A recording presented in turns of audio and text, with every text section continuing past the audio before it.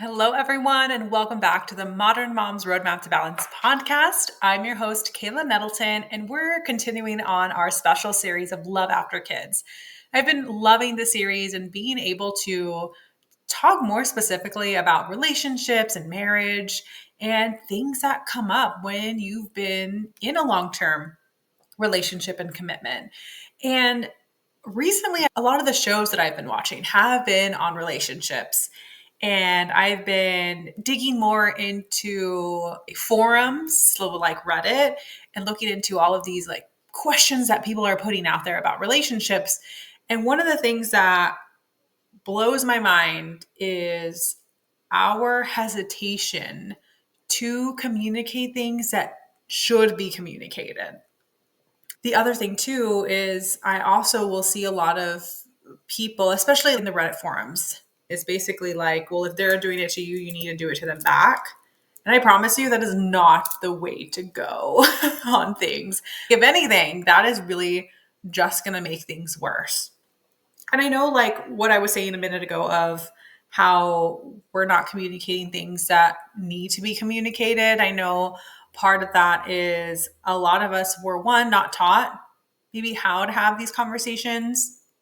And two, sometimes we have tried communicating things in the past and it really wasn't taken very well.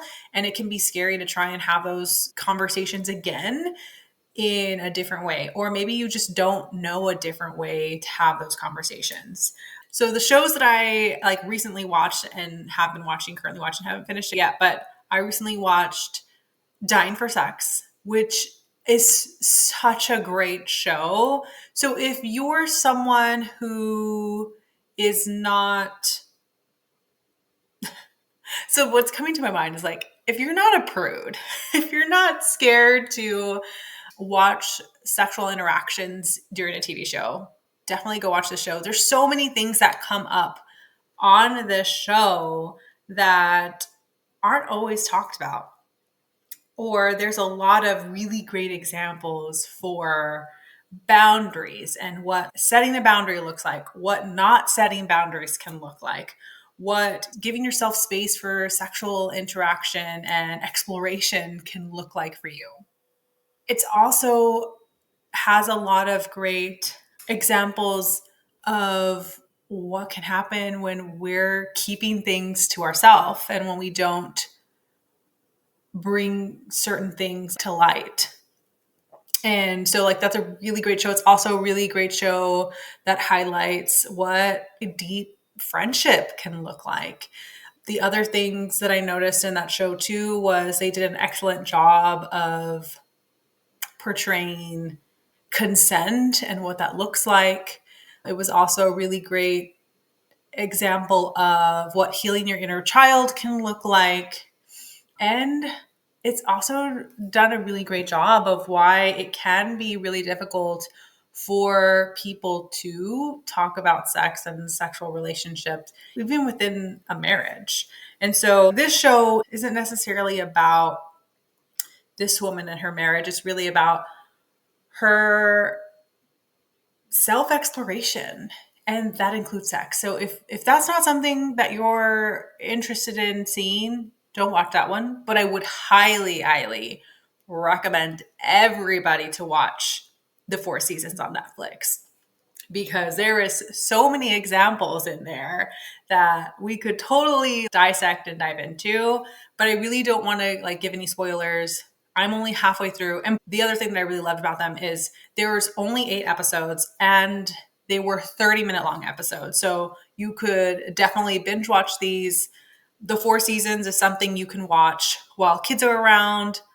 Dying for Sex, definitely do not watch with kids around. If you're not getting it with the title, like there are lots of sex scenes in here. But excellent show.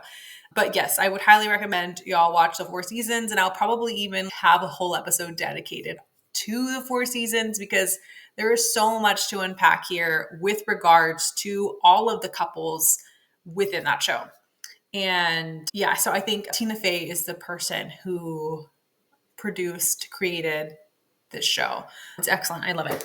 So while watching these shows, one of the things that was coming up for me the most was how we don't like to bring things up, or we're scared to bring things up. And what also came to my mind was how Thumper from Bambi, the movie Bambi, the Disney movie, I think it's Disney, Bambi, like that quote of, if you don't have anything nice to say, you shouldn't say anything at all.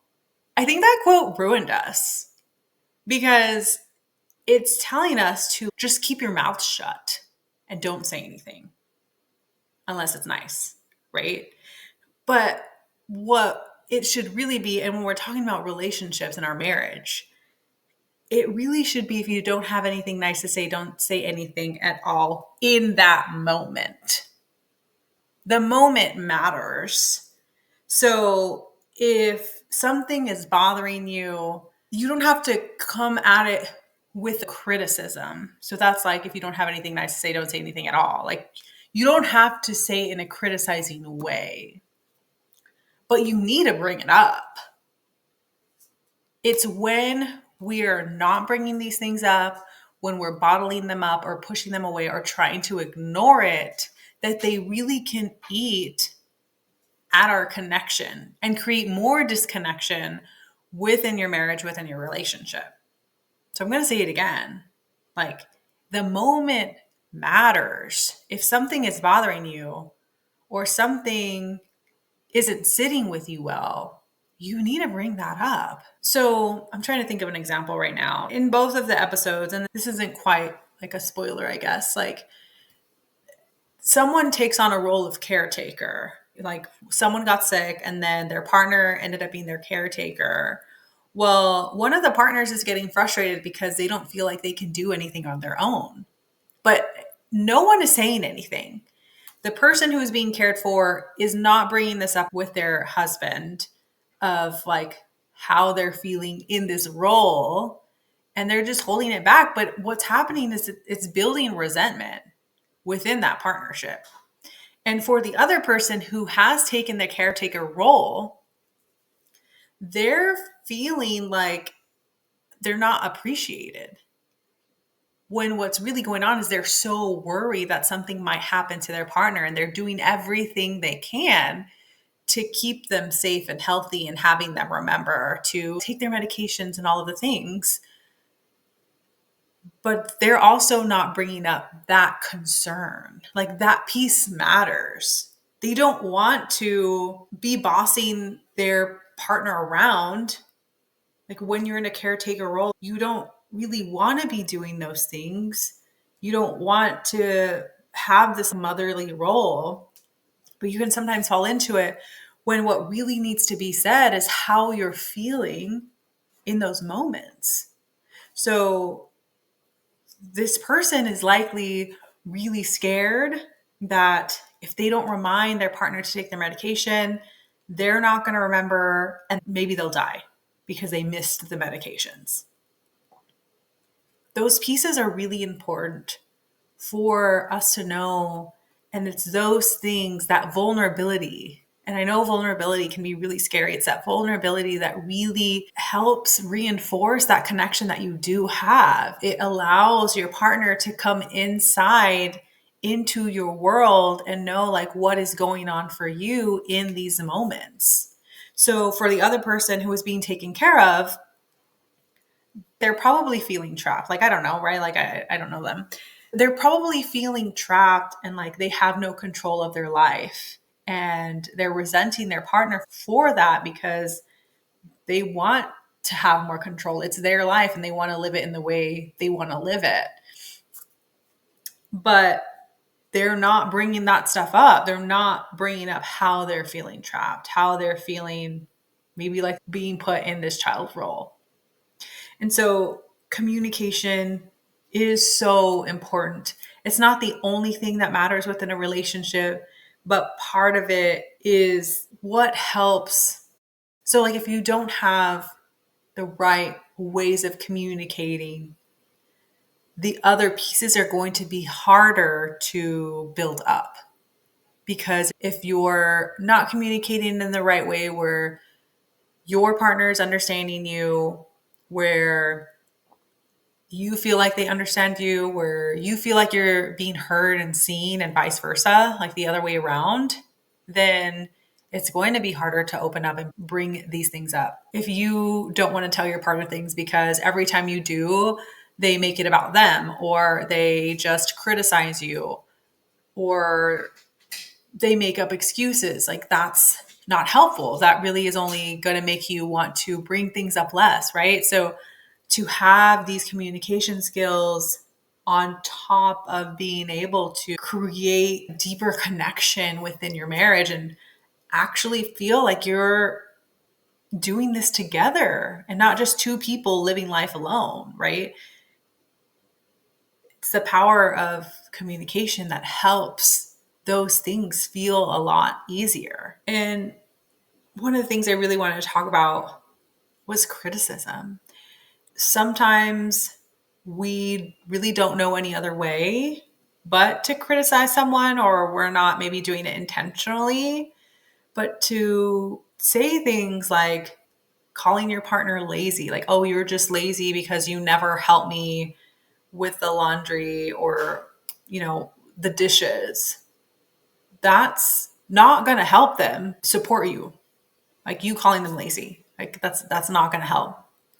So I was reading this one post in Reddit where the wife's husband told a story about birth and how she like pooped on the table and she was really embarrassed, but she didn't really tell that to her husband. Instead, she had made the comment of like, you need to act like you're mature enough to be a dad. So basically, she's telling him like, you're not even mature enough to be a dad.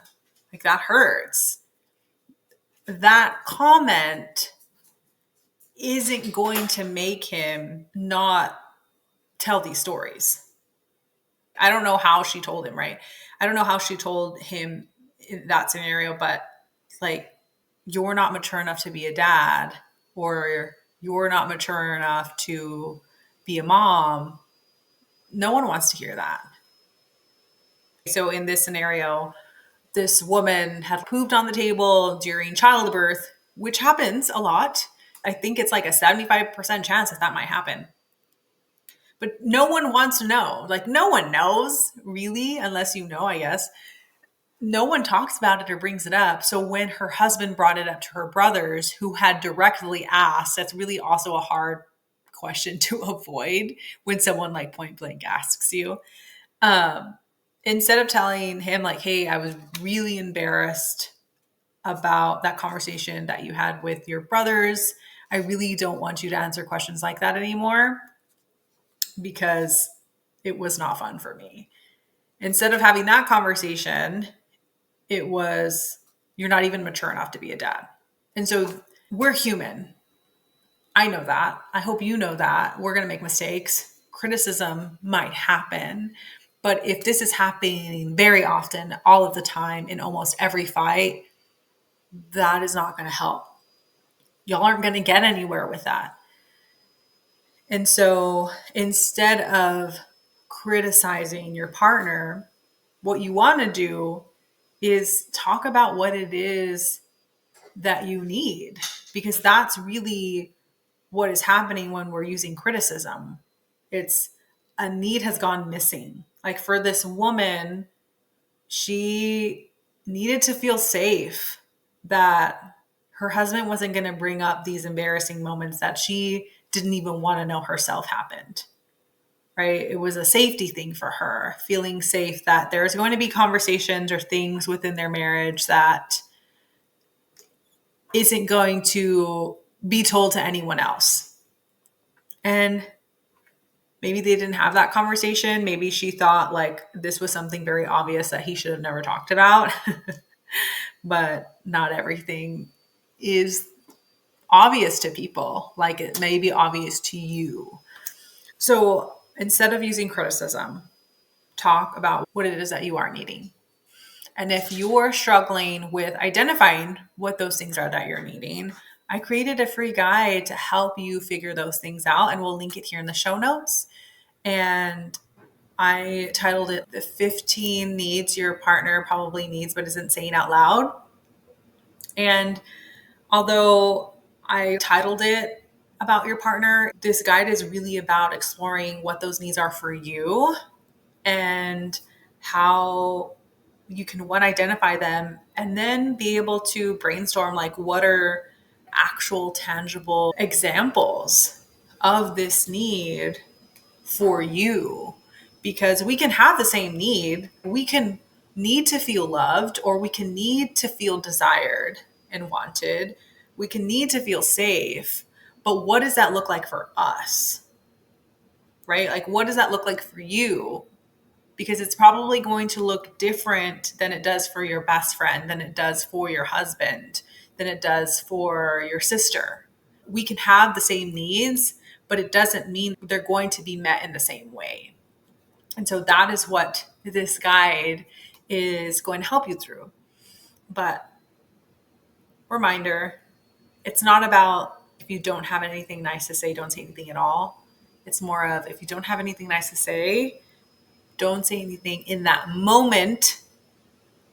Give yourself some space to collect your thoughts and then bring it up. Okay. Well, I hope you enjoyed this episode. If this was something that you found helpful, please go ahead and send it to a friend who needs to hear this.